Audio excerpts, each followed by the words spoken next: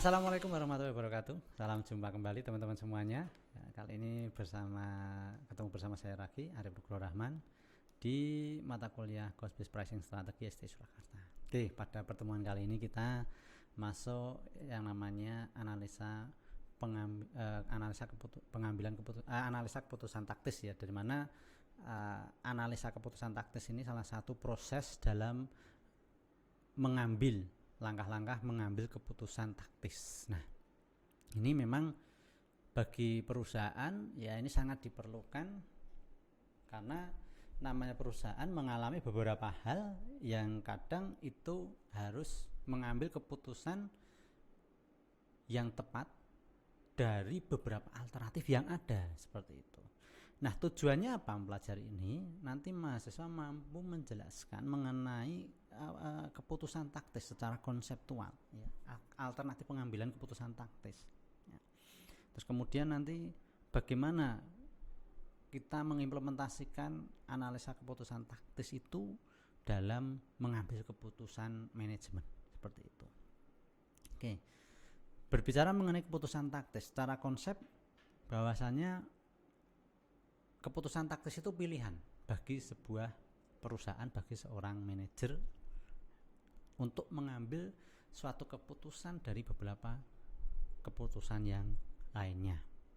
Tentunya ada garis bawah atau ada catatannya bahwasanya keputusan itu yang memang hasilnya itu langsung atau mungkin hasilnya terbatas. Nah, tujuan secara keseluruhan, kenapa sih seorang manajer itu harus melakukan analisa keputusan taktis? Tentunya dia nanti dalam mengambil keputusan itu dihadapkan pada namanya beberapa pilihan alternatif, ya, sehingga ada memilih. Jadi manajer itu harus memilih, pimpinan harus memilih strategi alternatif, sehingga apa, keunggulan bersaing dari perusahaan itu secara jangka panjang itu dapat tercapai. Jadi pengambilan keputusan ini tidak hanya tujuan terbatas saja, tapi juga untuk tujuan jangka panjang. Alternatif A, konsekuensinya apa, dampaknya apa di masa yang akan datang. Nah, itu. Nah, nanti untuk konsep keputusan taktis itu teman-teman bisa lihat di beberapa sumber referensi, ya, terkait dengan analisa keputusan taktis, seperti itu. Nah, kemudian langkah-langkahnya apa saja dalam mengambil keputusan taktis? Pertama, akar masalahnya. Kita seorang pimpinan harus mengenali dulu, ya, akar masalah itu. Masalahnya apa? Kemudian dideskripsikan, didefinisikan, dicermati. Permasalahannya apa sih? Kemudian nanti setelah permasalahannya itu didapatkan, baru identifikasi kira-kira apa yang menjadi solusi atau alternatif solusi yang cocok untuk masalah yang dihadapi. Karena namanya masalah kan bermacam-macam. Setiap masalah pasti punya solusi sendiri-sendiri. Nah, sehingga nanti ada alternatif yang memang tidak bisa untuk digunakan untuk menyelesaikan permasalahan tertentu. Nah, itu. Ketika permasalahan A, otomatis alternatifnya harus A. Ketika permasalahan A menggunakan alternatif solusi B, masalah itu tidak akan selesai, ya. Seperti itu. Kemudian setelah masalah ditemukan, alternatif solusinya bisa ditemukan, baru bicarakan biaya. Ketika menggunakan solusi yang sudah mendekati ketepatan minimalnya, yang cocok, tentunya dia ada konsekuensinya. Apa? Pertama, biaya. Biaya yang kita keluarkan itu bagaimana? Ketika kita mengeluarkan, manfaatnya apa untuk menyelesaikan suatu masalah itu, ya.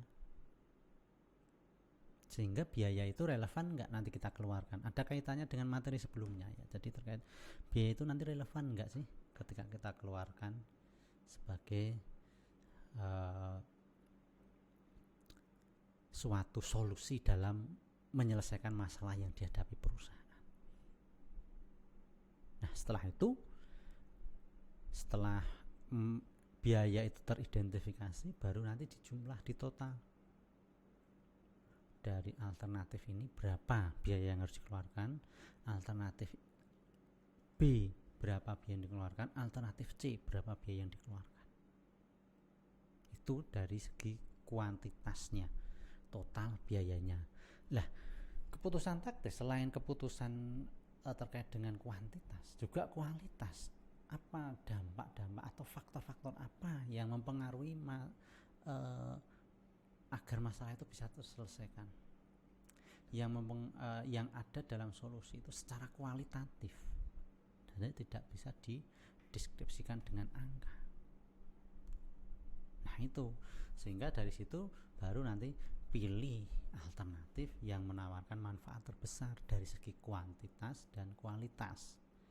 Itu yang akan membantu manajemen dalam mengambil keputusan taktis. Nah, ada simulasi ya, dalam sebuah pertimbangan sebagai seorang manajer dalam mengambil keputusan taktis. Ya, kalau dari tadi penjelasan saya itu kan secara deskripsi atau konsepnya, ya di sini ini simulasi secara matriksnya ya. Misalnya dalam menyelesaikan permasalahan, dalam persiapan mengambil keputusan taktis, langkah pertama apa?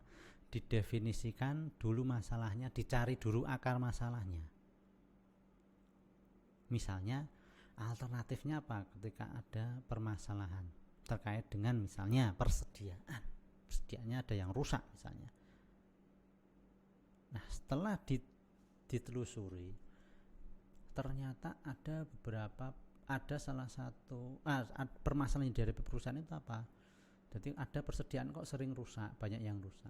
Karena apa? Pertama, tempat penyimpanannya tidak representatif pertama. Yang kedua kotor. Sehingga banyak barang itu rusaknya itu bukan karena proses pengiriman, rusaknya bukan karena proses penggunaan, tapi karena penyimpanannya yang tidak tepat, itu juga dapat menyebabkan itu kerusakan suatu produk. Nah, sehingga alternatifnya apa? Ketika sudah diketemukan nih, suatu perusahaan mengalami permasalahan persediaannya rusak atau produknya itu banyak yang rusak. Ternyata apa? Setelah ditelusuri, salah satu faktornya karena apa? Tempat penyimpanannya tidak representatif dan kotor. Sehingga apa?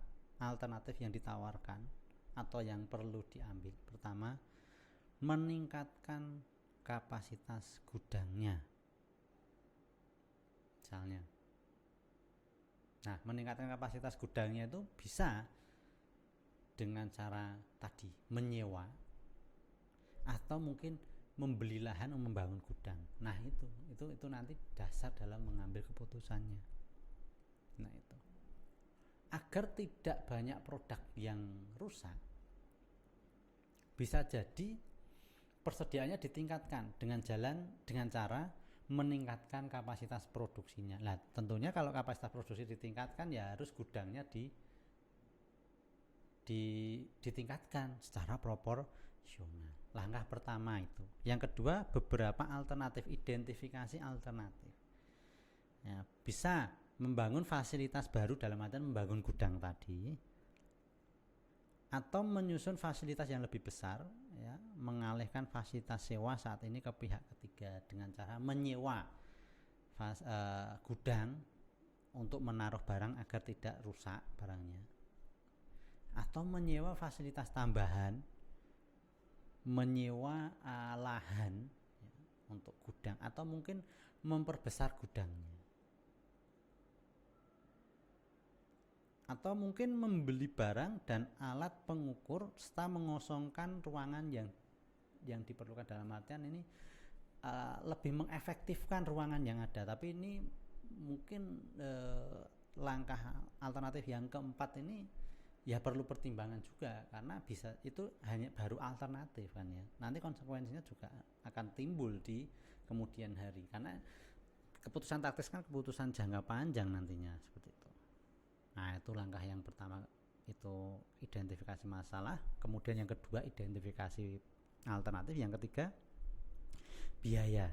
Nah, biaya yang kita keluarkan serta asas kemanfaatnya, atas asas kemanfaatannya. Misalnya ketika ada alternatif yang keempat tadi ya, membeli barang dan memproduksi misalnya, atau menyewa gudang. Biaya produksinya 345.000 misalnya, sewa gudangnya 135.000. Nah, itu kalau kita menyewa gudang dan memproduksi. Totalnya kan jadinya berapa itu? 480.000. Itu kalau kita memproduksi. Ini kaitannya dengan biaya relevan yang pertemuan sebelumnya kita bahas. Nah, kemudian alternatif kelima membeli, cuma harganya 460.000 dari 480 kalau memproduksi sendiri. Kalau membeli cuma 460.000, berarti kan efisiensinya $20.000 sendiri. Nah, itu juga nanti akan jadikan mau pilih alternatif yang mana. Itu langkah yang ketiga. Langkah yang keempat, total biayanya, ya kan? Nah, total biayanya dari tadi alternatif keempat tadi diakumulasi ketemu ya. Jadi perbedaan biayanya aja selisihnya 20.000. Nah, itu langkah keempat sudah terlaksanakan. Nah, kemudian langkah kelima, faktor-faktor secara kualitatif. Yang pertama yang perlu menjadi pertimbangan alternatifnya itu kualitas pemasok eksternal. Kalau membeli itu kualitas barang yang dibeli itu dibandingkan kita memproduksi sendiri bagaimana? Ya kalau sama itu mah lebih bagus, minimal sama lah. Tapi kalau misalnya lebih bagus kualitasnya, itu mah lebih bagus. Intinya seperti itu. Kedua, apakah pemasok itu dapat diandalkan benar-benar? Kebutuhan kapasitas kita berapa? Sesuai enggak? Dia bisa mengcover enggak kebutuhan kita? Itu faktor kualitatif yang kedua. Yang ketiga, stabilitas harga yang dia tawarkan ke kita itu bagaimana? Jangka panjangnya seperti itu. Kalau itu ketiganya itu bisa tercover, maksudnya harganya relatif stabil, tidak mengalami kenaikan selama jangka waktu berapa tahun, nah itu bisa diambil keputusan itu. Yang keempat, hubungan ketenaga kerjaan dan citra di masyarakat. Ketika kita nanti membeli produk itu bagaimana citra masyarakat terhadap kualitas barang atau jasa yang kita tawarkan. Itu langkah yang kelima terkait kualitatif. Lah kemudian yang keenam baru mengambil keputusan ataukah kita membeli, memproduksi, atau kita cukup menyewa untuk menyelesaikan solusi yang dari perusahaan jangka panjang seperti itu. Nah, mungkin analisa keputusan taktis itu cukup sampai di situ ya teman-teman terkait dengan konsepnya. Sampai ketemu di pertemuan berikutnya di materi yang berbeda. Assalamualaikum warahmatullahi wabarakatuh. Salam jumpa kembali teman-teman semuanya.